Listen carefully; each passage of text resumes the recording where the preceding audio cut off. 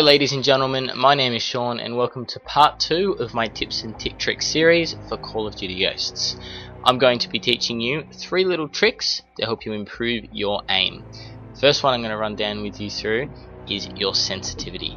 Now, you'll start on the game when you first put the disc in on medium or 3, and although this isn't a bad sensitivity, you might want to look at changing to something that more suits you. I think 2 and 1 are a little bit ridiculous. I personally play on 4. That way I've got the ability to quickly turn around on the enemy players, but at the same time I'll be able to have precise aiming at the longer distance, particularly when I'm using assault rifles and sniper rifles. So I like to play on 4. I know 5 and 6 are also common sensitivities. If you're sniping, you might want to head a little bit higher, maybe 12, 13 or 14.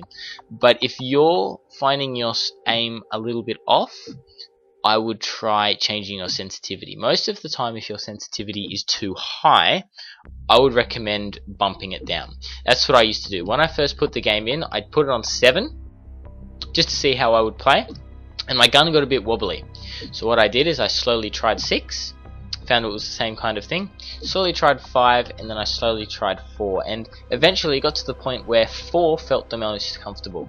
And that's probably what you'll need to do, is start at about 7, see how you feel, and then if you find that your aim's a little bit off, give it a couple of games, go down to 6, give it a couple of games, go down to 5. If you're finding that you want to turn on people a bit quicker, start at 7 and make your way up, so go to 8 and go to 9. If you're a submachine gun and an assault rifle player, I really wouldn't recommend going any higher than 10, 11, 12, because then you just start getting to ridiculous sensitivities. If you want to quickly snap onto people, 7 and 6 are good, but if you want to be a nice, accurate player, 4 is a great sensitivity to be on. Okay, the second part I'm going to give you is every time that I jump on before I play, whether it be for 1 hour, 2 hours or 3 hours, I like to play a game of squads, or maybe even 2 or 3, just to loosen up my fingers a little bit. So what I'll do is, by doing this, you'll just be used to be playing, so you won't jump straight into a lobby and have to play your best straight away. So I like to go to Xbox Live Squads, and then what I can either do is I can go squad assault and randomly challenge a squad. These probably aren't the best straight away. Wargame's kind of good because you can choose your difficulty, so if you're not so good and you want to get some practice, you can pick the lower difficulty. But if you rate yourself, you think you're quite good and you want to challenge the top bots for good practice, you can as well. There you go, so recruit, regular, veteran, hardened, you can pick the ones that you like. I just like to go squad assault, and then I'll challenge some of my friends. So say I want to challenge Turbo Instincts, the guy in the clan.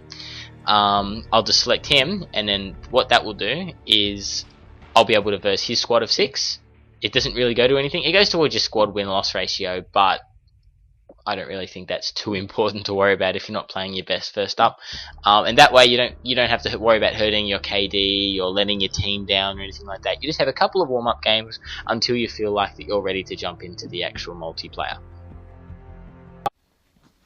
Now the third part of my tips and tricks series is going to be about your Xbox controller, and I'm going to show you a little trick that I've used that's drastically improved my accuracy, and as a result has boosted my KD. Now some of you might have heard of control freaks. These are extensions to your joysticks. You can get them for any console, including Wii U controllers, funnily enough. And basically what they do is they're these little fellas here, and you put them on your joysticks like so. That's it. So you can play. It's more important to have them on your aimer one as so. You can put them on your movement as one as well. I got a pack of 2, so I thought, yeah, I'll just put them on both. And as a result, what happens is when you're going for longer range kills, if I take this off, you'll see that my thumb's really down low, and I don't have a lot of give if I want to make little precise movements. It's not quite as friendly. However, if I put this back on, what will happen is I can make little tiny movements, and my joystick is moving less. And as a result, if I'm picking people off using my assault rifle from a long distance away, I'll be able to get them nice and quick and snap onto them quicker. Definitely improves your accuracy. My accuracy is probably improved by about 5% from using these things. It's hovering around 20%, 21%, which I think is fairly decent. So it's definitely worth getting these control freaks. You can get them for your Xbox 360 controller, Xbox One controllers, PS3 and PS4. and even Wii U, as I said. So they're definitely a worthwhile investment. I bought these off eBay, cost me about $30, including postage. So for $30, these will last you 2-3 years, and they'll definitely help you out on the battlefield. So there are my 3 tips to help improve your aim. If you thought this was helpful, please like the video and also subscribe to the channel, as I will be bringing more tips and tricks to you. If you would like to check out my first tips and tricks video on perks, feel free to click on the channel and find it from there. Thank you.